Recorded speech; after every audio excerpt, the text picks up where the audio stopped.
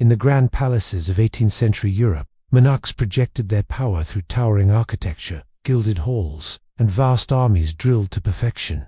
Gold, marble, and steel were meant to signal permanence, suggest that kings stood above the frailties of ordinary men. Yet history repeatedly reveals a harsher truth. No crown, no army, and no fortune can shield the human body from nature's most merciless afflictions.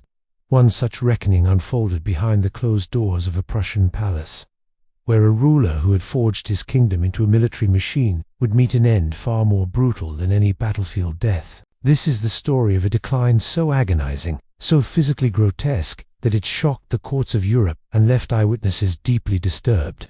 It is the story of Frederick William I of Prussia, the soldier, king. Frederick William ascended the Prussian throne in 1713, inheriting a state that lagged behind Europe's great powers in both influence and organization. His father, Frederick I, had been enamored with splendor-lavish court ceremonies. Artistic patronage and cultural prestige defined his reign. His son rejected all of it. From the moment he took power, Frederick William dismantled what he viewed as wasteful excess. Musicians were dismissed, artists sent away, and courtly luxuries stripped to the bone. Every spare coin was redirected toward a singular obsession: the creation of the most disciplined and formidable army in Europe. The transformation was extraordinary. During his reign, the Prussian army expanded from roughly 38,000 men to more than 80,000, making it the fourth largest military force on the continent. This was achieved despite Prussia ranking only 13th in population and 10th in territorial size. Such growth required more than funding. It demanded a complete restructuring of society itself. Universal military service bound nobles and peasants alike to the state's martial needs.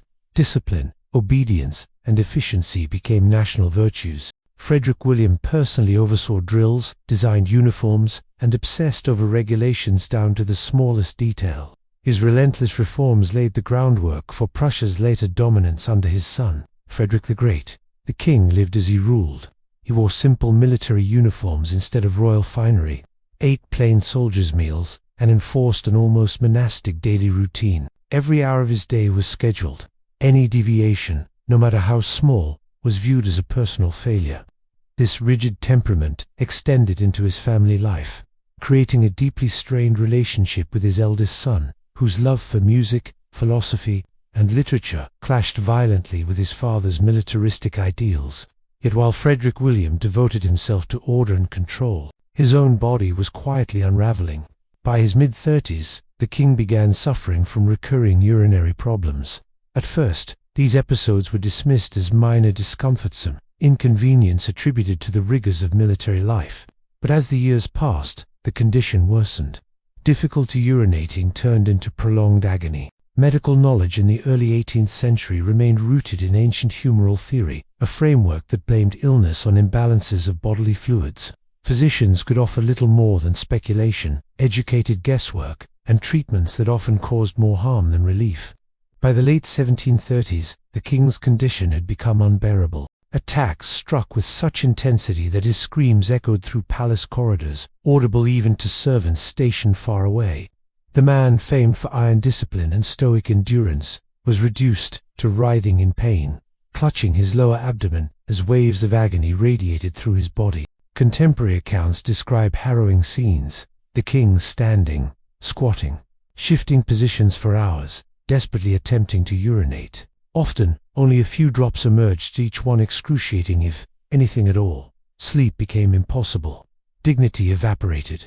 Royal physicians, now gravely alarmed, scoured medical texts and wrote urgently to colleagues across Europe. They suspected kidney stones compounded by severe bladder inflammation, conditions notoriously lethal in an era before anesthesia, antiseptics, or effective surgery. The causes, according to humoral theory, were many.